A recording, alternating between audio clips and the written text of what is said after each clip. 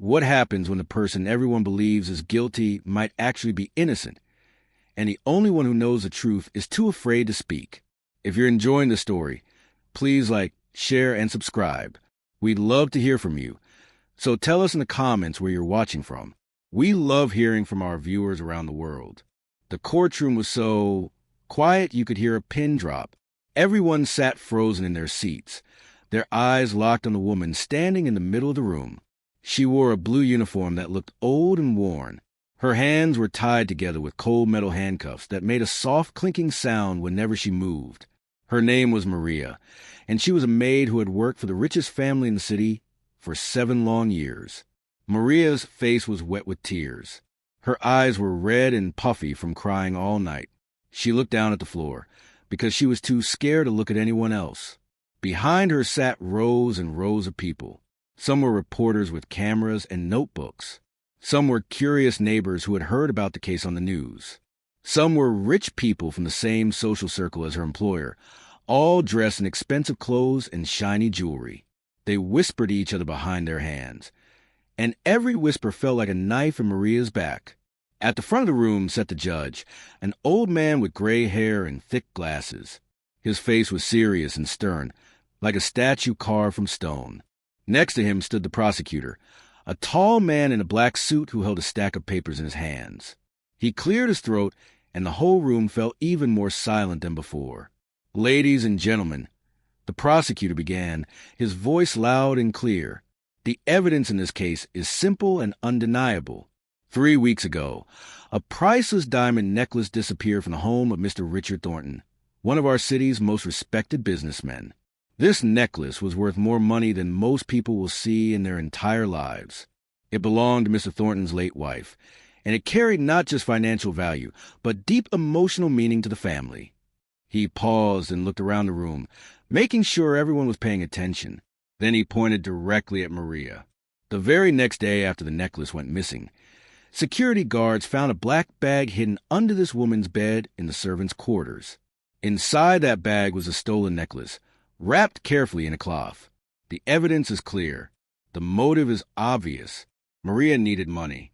She saw an opportunity. She took what didn't belong to her. The crowd erupted in whispers. People shook their heads and frowned at Maria. Some pointed at her. A few even said cruel things just loud enough for her to hear. Thief! How could she? After all that family did for her. Maria wanted to scream. She wanted to tell everyone that she didn't do it, that she would never steal from the family she had served with all her heart. But her throat felt tight and closed, as if invisible hands were squeezing it shut. Her lawyer, a young man who looked nervous and unsure, sat beside her but said nothing helpful. He shuffled papers and avoided eye contact with everyone. The prosecutor continued, "This is not a complicated case. We have the stolen item. We have it found in the defendant's possession. We have a clear motive. Maria sent money back to her sick mother in her home country every single month. Her mother needed an expensive operation. Maria was desperate. Desperation leads people to do terrible things. Maria's heart broke into a million pieces when she heard him talk about her mother. Yes, it was true that her mother was sick. Yes, it was true that she needed help. But Maria had been saving money slowly, penny by penny, from her honest salary. She had never, not even once, thought about stealing. She loved the Thornton family. She had watched little Emma, Mr. Thornton's daughter, grow from a baby into a smart 7-year-old girl. She had cooked meals, cleaned rooms, and worked late into the night without complaint. How could anyone think she would betray them? Mr. Richard Thornton sat in the front row of the courtroom. He was a tall man with perfectly combed hair and a suit that probably cost more than a car. His face showed no emotion. He didn't look angry or sad. He just looked cold and distant, as if Maria was nothing more than a problem to be solved and then forgotten.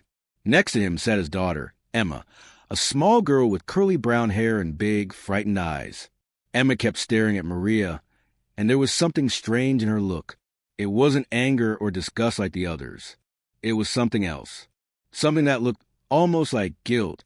The prosecutor walked toward the judge's bench and placed a plastic evidence bag on the table. Inside it was a necklace, sparkling even under the dull courtroom lights. Diamonds caught the light and threw tiny rainbows across the walls. "Your Honor," the prosecutor said firmly, "the defense has presented no credible alternative explanation. No one else had access to the family's private quarters. No one else had the motive. The evidence speaks for itself.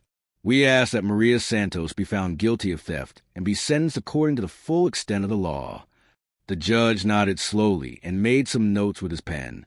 The sound of the pen scratching against paper seemed as loud as thunder in the silent room. Maria felt the world spinning around her. This couldn't be happening. In her mind, she went back to that terrible morning 3 weeks ago when the guards had stormed into her small room and tore it apart. They had pulled everything out of her drawers and closets. They had checked under her mattress and inside her shoes. And then one of them had shouted that he found something under the bed. Maria had been confused and terrified. She had never seen that black bag before in her life. She had tried to tell them, but no one listened. No one ever listened to people like her, people without money or power or important last names. Her mind also went to her mother, lying in a hospital bed thousands of miles away, waiting for news, waiting for help. What would happen to her mother now? If Maria went to prison, there would be no one to send money. There would be no one to pay for the operation. Her mother might die, and it would all be because of a crime Maria didn't commit. Tears rolled down Maria's cheeks and dropped onto her blue uniform, leaving dark spots on the fabric. Her whole body shook. She felt so small and helpless, like a leaf being blown away by a storm she couldn't control. The lawyer beside her finally leaned over and whispered, "I'm sorry. The evidence is too strong. Maybe if you confess, they'll be easier on you." But Maria couldn't confess to something she didn't do. She couldn't lie, even to save herself, because lying went against everything her mother had taught her. Her mother always said, "The truth is like the sun. You can hide it for a while, but it always comes back up." Maria closed her eyes and prayed silently, asking for a miracle, asking for someone, anyone, to believe her. And that's when something unexpected happened. The heavy courtroom doors at the back suddenly burst open with a loud bang. Everyone in the courtroom turned their heads toward the sound. A small figure stood in the doorway, breathing hard as if she had been running. It was Emma, Mr. Thornton's 7-year-old daughter. But wait, wasn't she already sitting next to her father? People looked confused. The girl next to Mr. Thornton was actually Emma's cousin, who looked similar. Emma had been outside the courtroom the whole time, too scared to come in. Until now, Emma's face was red, and her eyes were filled with tears. Her hands were shaking, but she walked forward anyway, her small shoes making soft tapping sounds on the marble floor. Every eye in the room followed her. The judge looked surprised. The prosecutor stopped talking mid-sentence. Even Mr. Thornton stood up from his seat, his face suddenly full of concern. "Emma, what are you doing here?" he called out. "Go back outside. This is not a place for children." But Emma didn't stop walking. She walked right past the rows of seated people, past the reporters with their cameras, past the lawyers at their tables, until she stood directly in front of the judge. She was so small that she barely reached the height of his desk. Her voice came out tiny and shaky, but everyone heard it because the room had gone completely silent. "Please, sir," Emma said, looking up at the judge with her big, wet eyes. "Please don't punish Maria. She didn't do it. She didn't steal the necklace." The courtroom exploded with noise. People gasped and whispered loudly to each other. The prosecutor stepped forward, his face angry. "Your Honor, this is highly irregular. The child doesn't understand what she's saying. She's confused and emotional. We should continue with the proceedings." But the judge held up his hand for silence. He leaned forward and looked at Emma with kind eyes. "Young lady," he said gently, "this is a very serious matter. Do you understand what you're saying? Do you know something about this case?"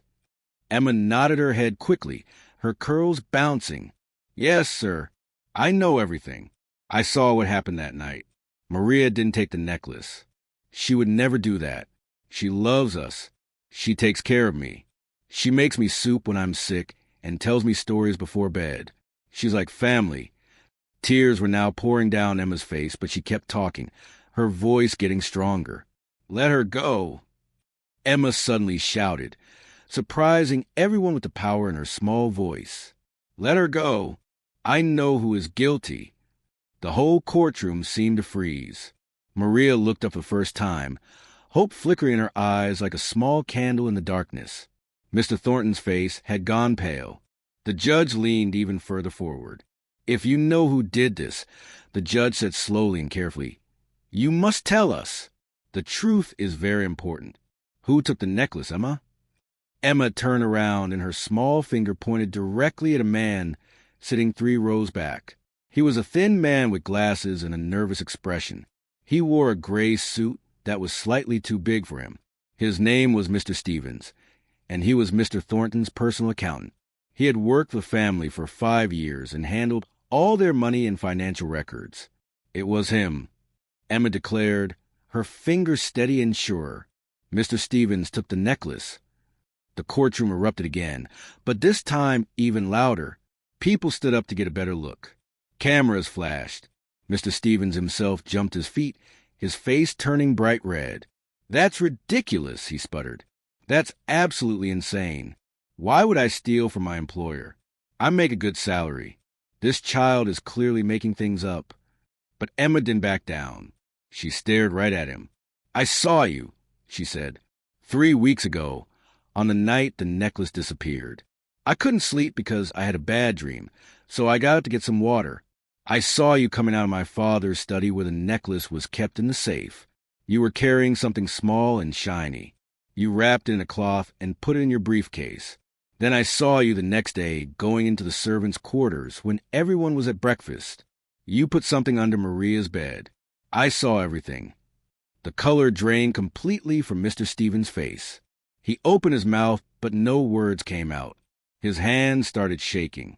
The judge immediately motioned to the security officer.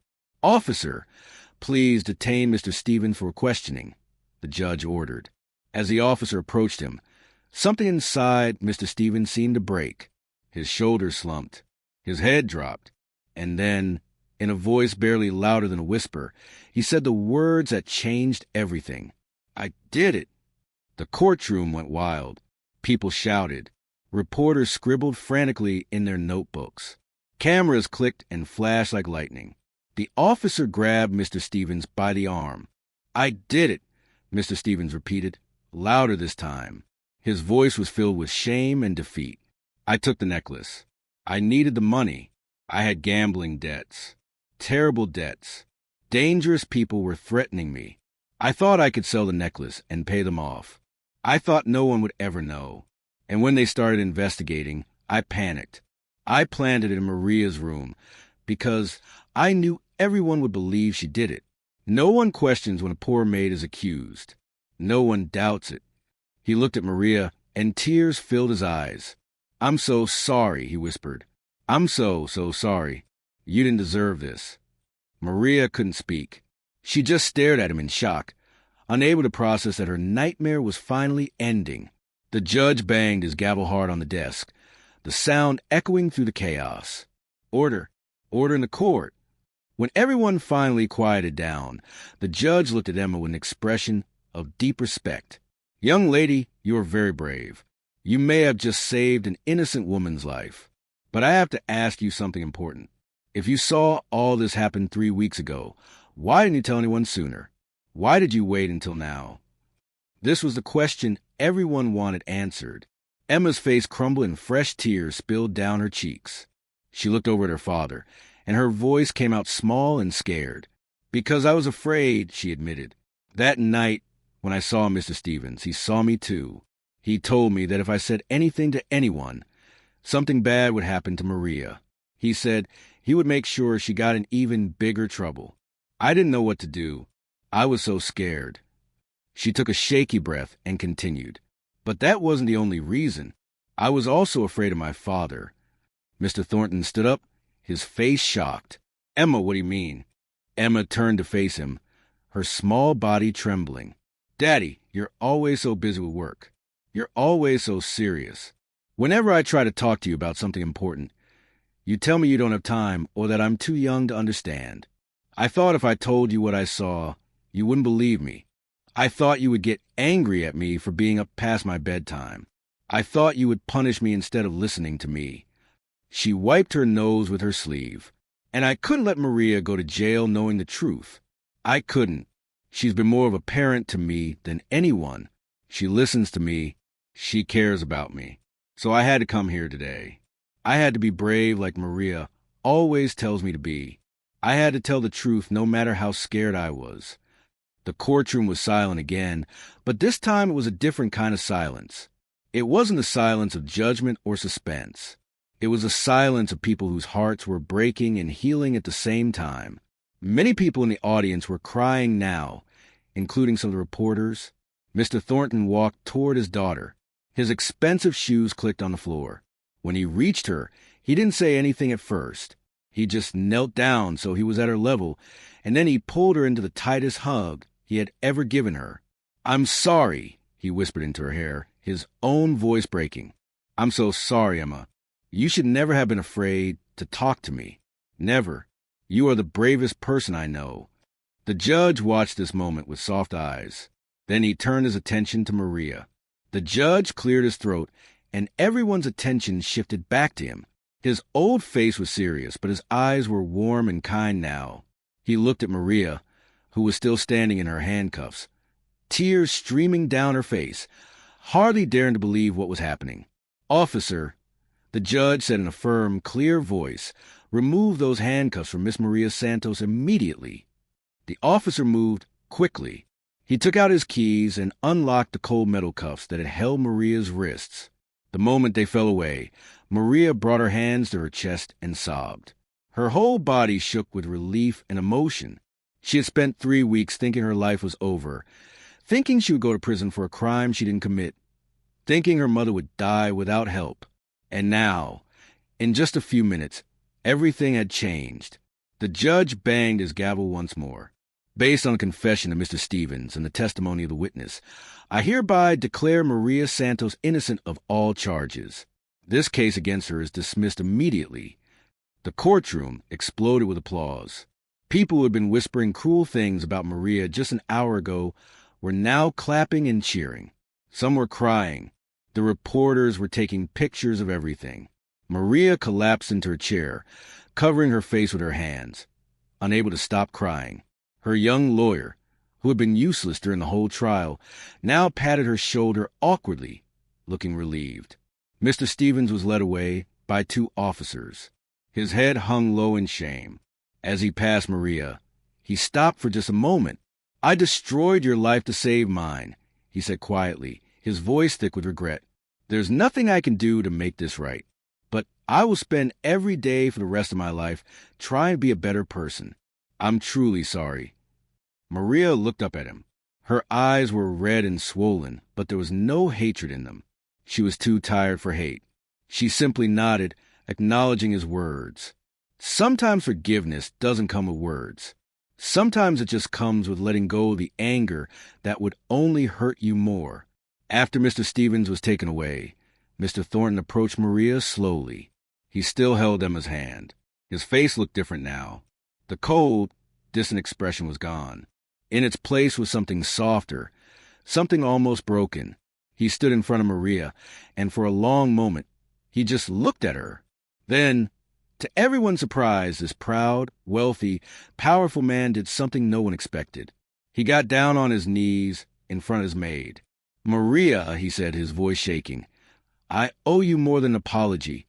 I owe you my deepest gratitude and my greatest shame. You have worked in my house for 7 years. You have cared for my daughter like she was your own. You've been loyal and honest and kind. And when you needed me to believe in you, to trust you, to stand by you, I failed completely." Tears began to fall from his eyes.